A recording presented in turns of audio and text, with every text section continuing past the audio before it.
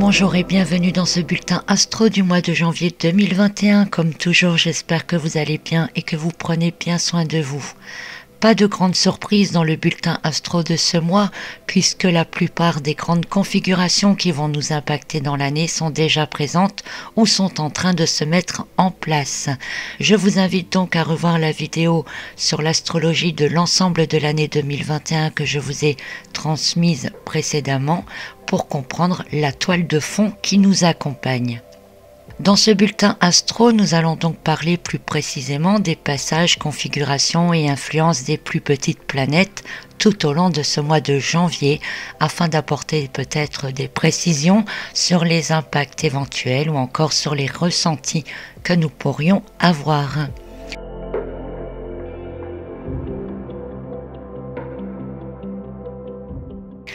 Pour resituer rapidement notre toile de fond, nous avons toujours Pluton qui est en Capricorne, Neptune en Poisson, Jupiter et Saturne qui viennent d'entrer dans le signe du Verseau et Uranus qui est toujours lui aussi en Taureau. Jupiter et Saturne sont conjointes et sont en carré avec Uranus, des carrés perturbants et transformateurs accompagnés de pas mal de conflits. Notons que malgré leur entrée en Verseau, Jupiter et Saturne sont toujours conjointes à Pluton, même si cette triple conjonction va commencer à s'effacer peu à peu. Rappelons également que ces trois planètes sont en carré avec Mars et qu'elles le sont depuis quasiment tout le deuxième semestre 2020, des carrés qui ne sont pas sans conséquences, accélérant les changements, les transformations, mais aussi tout ce qui est imposé et augmentant en parallèle les protestations. C'est un ensemble de carrés qui augmente aussi l'impatience, la frustration, les mensonges, les tromperies, autres fausses promesses, mais aussi les prises de risques, l'envie de pouvoir ou de puissance, et qui en parallèle peut développer une envie de vivre ou de survivre. Un Mars qui se bat contre les réformes, contre les décisions, contre les idées, pour la vérité et qui veut en faire éclater le plus possible. Donc c'est un beau méli-mélo de beaucoup d'énergie assez puissante. Alors les 6 premiers jours du mois de janvier, eh bien c'est dans l'ambiance de ces carrés que nous commençons l'année, mais avec maintenant Saturne et Jupiter en Verseau. C'est un peu comme on dit le vent qui semble tourner, des révélations qui s'accentuent, des tricheries qui se dévoilent, et tout cela ne fait qu'augmenter la pression intérieure de Mars qui, toujours dans le signe du Bélier en ce tout début janvier, commence à désirer de l'action concrète. Notons que Mercure est ici en Capricorne, conjoint à Pluton jusqu'au 9 janvier. Dans ce signe, Mercure rend nerveux, critique, parfois défaitiste et pessimiste. L'ensemble développe le ras-le-bol, la nervosité, l'envie de revendication, et en effet on peut se rendre compte de certaines choses ou peut-être de certains échecs, être mis face à la réalité, peut-être la comprendre telle qu'elle est, et ne pas réussir à l'accepter. La rancune, elle est aussi très développée. Mercure en Capricorne augmente les ambitions. Cartésien et pratique, il nous relie à la réalité et il ouvre notre compréhension. Sa conjonction à Pluton permet d'avoir une vue d'ensemble de ce qui est, de désirer chercher ou rechercher les liens entre les événements, de réussir peut-être à mettre ensemble des données qui apparemment n'ont pas de lien entre eux, mais qui prennent peut-être tout à coup du sens. Mercure conjoint à Pluton dans le signe du Capricorne fouille méticuleusement et ne laisse rien passer. Une action de Mercure qui est combinée à la présence de Vénus, toujours en Sagittaire, elle, en cette première semaine de janvier. La curiosité est grande, idéaliste dans l'âme, avec un fort besoin de liberté et d'autonomie. Elle ne supporte plus les restrictions. L'esprit ouvert à toute éventualité et à toute perspective. Ainsi, en élargissant les champs de données, elle permet peut-être à Mercure en conjonction à Pluton d'élargir ses recherches et d'aller fouiller encore plus loin ou dans plusieurs directions à la recherche de vérité. Et puis nous arrivons au 6 janvier, une date importante pour ce mois et peut-être même aussi pour l'année. Le 6 janvier à 23h, heure de Paris, Mars entre dans le signe du Taureau, signe dans lequel il va à présent conjointer Uranus. Uranus et Lilith sont déjà en conjonction, revoyez la vidéo de l'année, dans laquelle je vous parle de cette conjonction Uranus-Lilith, qui est un moment important. Et Mars, eh bien, il est encore en carré à Saturne, Pluton, Jupiter, et aussi à Mercure. Et il est également en opposition à la Lune. Alors, Mars en Taureau, il aiguise le côté nerveux et réactif du Taureau. Pour donner une image, il donne au Taureau la position prêt à charger. Mars apporte ses conflits avec les trois grandes, là, chez un Taureau déjà bien bousculé. Et il va en quelque sorte crever certains abcès ou attiser ce que produit Uranus. Mars en conjonction avec Uranus jusqu'au 5 février, c'est une accélération brutale et soudaine des changements ou des transformations avec des actions rapides, impulsives, spontanées, souvent réactives et qui peuvent aussi être démesurées. Il entre en Taureau dans la maison 8. Alors si je précise ici la maison dans laquelle Mars entre en Taureau, c'est parce que la maison 8, c'est celle du Scorpion, opposée au signe du Taureau. Le côté piquant du Scorpion va le rendre encore plus actif et aussi plus clairvoyant. D'ailleurs, son opposition à la Lune l'éloigne des illusions. Vous comprenez qu'un petit Taureau tranquille dans son enclos, son bien-être et son petit monde, n'apprécie guère ce genre de tension. Malgré tout, Mars et Uranus ont aussi la capacité d'apporter de vraies opportunités, celles qu'il faut savoir saisir au vol et qui peuvent modifier le cours de l'existence. La maison 8, elle concerne toutes les intolérances, les angoisses profondes, les transformations à réaliser, ce pour quoi on peut lutter, mais aussi l'inconscient, l'occulte, ou encore les relations à l'argent, la mort, la vie, et même les relations au sexe. Imaginez maintenant un Taureau prêt à charger dans ces différents domaines, tout en étant attisé par Uranus. C'est donc une date à partir de laquelle les tensions sont fortes et les réactions aussi. Alors pour les plus spirituels d'entre vous, une petite parenthèse, Mars qui entre dans la maison du Scorpion avec Uranus qui remue et Lilith qui représente les fins fonds, entre guillemets, c'est un peu comme une énergie profonde, souterraine qui remonte à la surface. On pourrait comparer cela à une brèche ouvrant les portes des enfers. Alors, ce n'est qu'une image, mais si l'on considère que son entrée dans ce signe de l'élémentaire et dans cette maison particulière donne une tendance énergétique pour l'ensemble de son transit dans le signe du Taureau, alors on pourrait ici parler d'énergie puissante, brusque, et pour les guerriers de lumière, ce serait toute l'énergie mise à disposition pour la réforme. La contre-attaque, si je puis dire. Et pour l'ombre, eh bien, ce serait le diable se révoltant, luttant contre la lumière qui prend du terrain, comprend et tente de l'arrêter. Le transit de Mars en Taureau conjoint à Uranus et réalisant ici sa troisième conjonction avec Lilith pourrait être ce que l'on appelle le soulèvement ou l'acceptation. En tout cas, cette période est une grosse période dans la guerre spirituelle.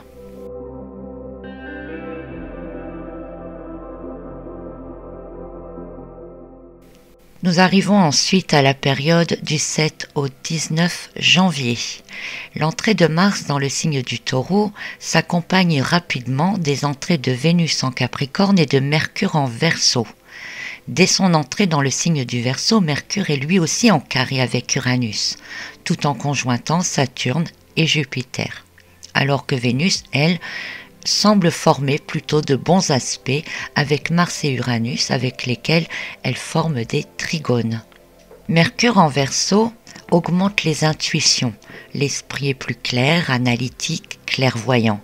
La communication est développée, directive, et Mercure en Verseau rend davantage méfiant également. Et cela permet de ne pas croire tout sans avoir vérifié au préalable. La présence de Vénus dans le signe du Capricorne éloigne de l'idéalisme pour récupérer plus d'aplomb et plus de détermination. Ainsi, avec un Mercure en Verseau et Vénus en Capricorne, la détermination est déjà forte. Les émotions se lient à la raison, en quelque sorte, dans une sorte de cohérence. C'est plus facile de rester objectif. Les conjonctions entre Mercure et Saturne et Jupiter augmentent pendant quelques jours l'ouverture vers les autres, l'envie d'établir des contacts, de s'unir, de transmettre les connaissances, de partager ses remarques, comme un besoin d'être sûr finalement que les autres pensent pareil que vous. C'est une double position pour Mercure qui renforce la nécessité aussi de se questionner ou de se remettre en question, d'être plus réaliste ou tout simplement de se rendre compte qu'on n'est peut-être pas seul dans ce que l'on voit, dans ce que l'on pense, dans ce que l'on croit et peut-être aussi se rassurer que l'on n'est pas fou. C'est l'envie de trouver des preuves de ce que l'on pense ou ressent et d'ouvrir ses recherches et ses trouvailles au contact des autres. Et la présence de Vénus en Capricorne, elle permet davantage de se raisonner, de ne pas se laisser emballer émotionnellement, de garder les pieds sur terre, de gérer les émotions pour ne pas interférer avec ce que l'on découvre. Pourquoi pas? Le carré de Mercure avec Mars empêche d'agir à proprement parler. C'est un blocage direct et franc. Il peut s'agir par exemple d'une décision de reconfinement après les fêtes de fin d'année d'ailleurs. Ce carré, il entraîne surmenage, stress, fatigue, agacement. Il est de plus en plus difficile de supporter certaines choses. On pourrait alors agir en brûlant des étapes, en voulant franchir des interdits, car on semble savoir ce que l'on doit faire, mais peut-être pas savoir comment s'y prendre. Alors, on a tendance à réagir instantanément. Et rappelons que Mercure, conjoint à Saturne, est carré à Uranus, un carré dont je vous ai parlé, qui a déjà tendance à faire réagir ou agir en réactionnel. Entre le 7 et le 16 janvier, il y a de fortes probabilités de commettre des erreurs, donc méfiance et vigilance. Le carré entre Mercure et Uranus, plus précisément, a tendance à tout exagérer.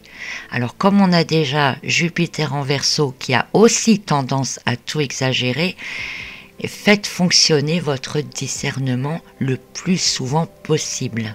Les gestes et les paroles sont impulsifs, parfois démesurés, et la parole va parfois plus vite que la pensée profonde, ou peut-être de manière maladroite. Un carré Mercure-Uranus qui augmente aussi l'impatience et l'intolérance. Il faut en être conscient. Alors par exemple, si un reconfinement sévère est annoncé, eh bien il pourrait être vraiment très très mal accepté.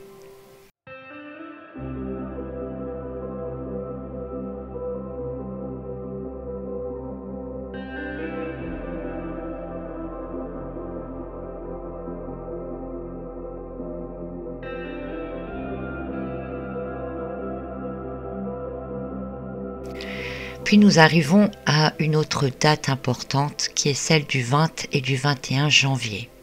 En ce 20 janvier 2021, nous assisterons à une conjonction exacte entre Mars et Uranus, dans le signe du Taureau évidemment, et elle sera exacte à 6 degrés 44 à 20h55 heure de Paris.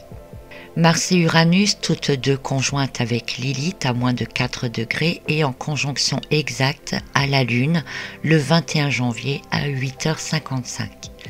Cette conjonction exacte, elle se réalise sur le 6e degré, donc du signe du Taureau, un degré axé sur la superficialité, le physique, le matériel, l'argent et le pouvoir. Selon Jean Duze, ce degré indique un danger de mort violente, de la cruauté, que l'on en soit l'auteur ou la victime. C'est donc une conjonction sur un degré fort, et même si certaines choses ne se réalisent peut-être pas tout de suite, eh bien elles seront en tout cas dans les énergies de fond du reste de l'année. Notons qu'en ce 21 janvier, le Soleil est en conjonction à Saturne, Jupiter et Pluton, et également en carré avec Mars, Uranus et la Lune, un Soleil tout juste entré dans le signe du Verseau.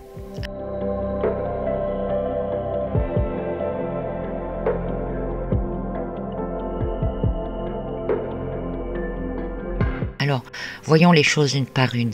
Mars en Taureau est conjoint à Uranus. Nous avons vu que c'est une association entre l'impulsivité et la vitesse des changements.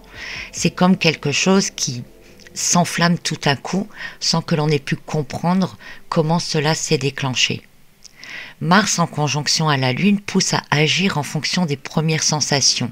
Une conjonction qui accentue encore les réactions spontanées et immédiates sans penser vraiment à ce que ça peut donner ensuite. C'est de l'instinct, si on peut dire. La Lune conjointe à Uranus, ça engendre des bouleversements émotionnels, des changements soudains, inattendus, une forte instabilité et de l'impulsivité également. La présence de la Lune près de Mars et Uranus renforce donc le besoin de liberté, l'envie de revendiquer des droits, tout cela se passant dans le signe du Taureau, qui semble indiquer que c'est l'ensemble de nos habitudes, de nos croyances, mais aussi tout ce qui est aspect matériel et physique, santé y compris, qui seront touchés. La présence de la lune noire en plus dans le même signe représente le fait de dire non, de dire stop, de devoir se révolter, de peut-être transgresser ce qui est établi et qui ne nous convient pas. On pourrait dire que c'est la goutte qui fait déborder le vase. Donc ça, c'est pour le groupe qui se trouve là dans le signe du Taureau. Et en face, ou plutôt en carré, nous avons la partie adverse, si on peut dire, Saturne, Jupiter et le Soleil. Alors, Saturne en Verseau ouvre les consciences, il cherche à faire évoluer le monde, il apporte des idées novatrices ou des inventions qui seront intégrées dans nos vies plus tard. Et je pense notamment à la carte numérique ou un passeport numérique, passeport de santé par exemple. Il a l'esprit pratique, il permet aussi une compréhension profonde des choses. On peut dire qu'il voit clair et qu'il nous rend capables d'analyser et d'être réalistes. Saturne en Verseau apporte une lucidité qui peut bouleverser et transformer la vie et les conditions sociales de tous. Saturne en Verseau accélère également tout ce qui est recherche médicale. Et il indique les réformes qui doivent être mises en place. C'est donc un révélateur en quelque sorte de ce qui sera peut-être notre monde de demain ou ce que nous devrons faire plus tard. C'est pour ça que je pense ici au passeport numérique. Bref, Jupiter en Verseau, c'est l'expansion de l'idéalisme, de la volonté, de la détermination. Il amplifie la communication, il la rend parfois imposante. Alors ça peut être un discours important ou le peuple qui crie ses revendications, pourquoi pas. Dans l'ensemble, Jupiter en Verseau bouscule les croyances et les habitudes et il est acteur actif du changement. Il rejette toute forme de restriction ou d'obligation et met l'accent sur ce qui doit être vu, sur ce qui doit absolument être porté à notre connaissance. C'est un peu le zoom de l'appareil photo. Donc Jupiter zoome sur quelque chose de précis, mais quelque chose vraiment en évidence pour que Saturne, si vous voulez, puisse l'analyser peut-être dans les détails, comprendre les possibilités, les différentes facettes, ce vers quoi ça va nous amener, pour clarifier peut-être certaines choses ou remettre en question certaines choses. Et puis donc le soleil vient à ce moment précis en plus apporter sa lumière là-dessus. On pourrait donc dire qu'il y a vraiment un événement majeur pour peut-être le reste de notre histoire qui pourrait se produire et qu'il est important d'y prêter attention. Le soleil en Verseau ouvre lui aussi l'esprit, le rend plus vif et encore plus curieux, et en parallèle, il innove, réforme et met en place des changements importants. Alors si cela permet de tourner des pages et de passer effectivement à autre chose, eh bien cela peut aussi faire voler en éclats certaines structures sociales, jeter certaines traditions, faire fi de certaines croyances, certaines connaissances, aller à l'encontre de ce à quoi nous avons l'habitude. La conjonction entre Saturne et le Soleil en Verseau parle également d'une autorité supérieure.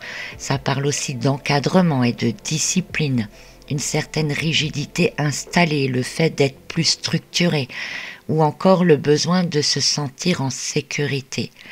Donc il peut s'agir d'une destruction contrôlée de certaines traditions ou conventions sociales dans l'idée d'en installer de nouvelles. Comme il y a toujours une polarité, on peut interpréter également ce trio en disant que s'installe une volonté de cohésion commune, que se développe un esprit commun, si vous voulez, dans le but d'autonomie, de liberté, un peu comme une sorte de nouvelle dynamique collective qui se met en place. Donc d'un côté, on a des choses qui peuvent être imposées, qui peuvent être rigides, qui peuvent venir structurer en cassant certaines choses anciennes et structurer pour mettre en place de nouvelles choses. Et en même temps, avec ce trio-là, eh bien, un esprit commun, un regroupement, une nouvelle dynamique collective qui peut être en réaction justement à ce qui se met en place. Donc d'un côté, on a un groupe difficilement contrôlable qui indique un événement soudain, brusque, qui peuvent engendrer l'émotionnel dans un tourbillon de réactivité par rapport à ce qui se met en place avec le groupe qui se trouve en verso. Donc si je prends l'événement du confinement par exemple, pour vous donner un exemple concret, eh bien d'un côté on pourrait avoir l'obligation d'un reconfinement assez sévère, donc avec des limitations, avec des nouvelles réformes, avec des nouvelles obligations qui seraient pour le bien de tous, en tout cas déclarées pour le bien de tous, et avec des réactions de manifestation en retour qui peuvent être très violentes. Et un double retour avec encore plus de sévérité et encore plus de limitations. C'est le jeu de l'escalade, si vous voulez. Donc, au moment où j'avais fait ces études astrologiques, évidemment, j'étais loin de ce qui se passait. Et il faut noter que je viens de vous donner 2 dates importantes qui sont le 6 janvier et le 20-21 janvier. Et que le 6 janvier, eh bien, il est prévu que le Congrès annonce le nom du nouveau président américain. Et que le 20 janvier est censé être l'investiture officielle de la présidence américaine. Alors finalement, je vous parlais de ces 2 dates comme dates importantes, et aujourd'hui je me rends compte qu'elles ont encore plus d'importance puisqu'elles correspondent vraiment à des événements qui peuvent toucher l'ensemble du monde.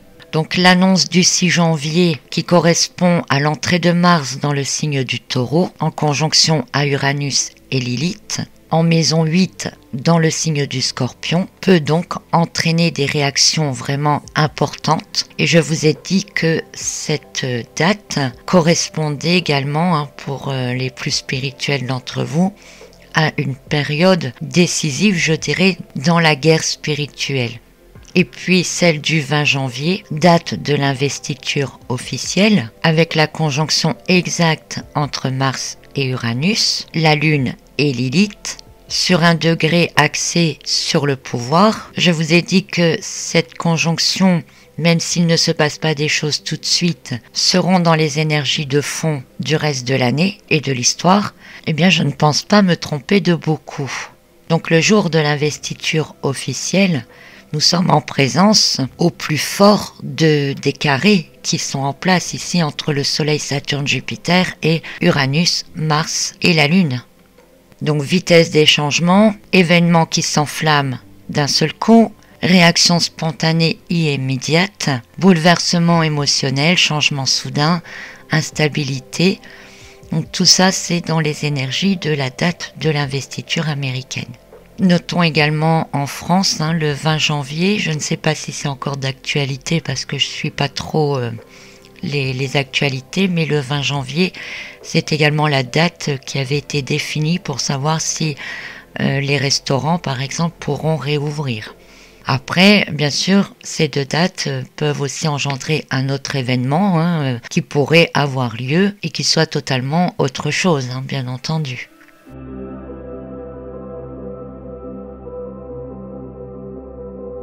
Alors ensuite, nous arrivons à la fin du mois de janvier. Une fin de mois de janvier qui verra la 3e et dernière conjonction successive entre Mars et Lilith. Je vous avais parlé de cette succession de 3 conjonctions qui doivent permettre de revenir sur ce qu'il s'est passé auparavant, d'agir en étant plus conscient, mais également de mettre un point final et déterminant.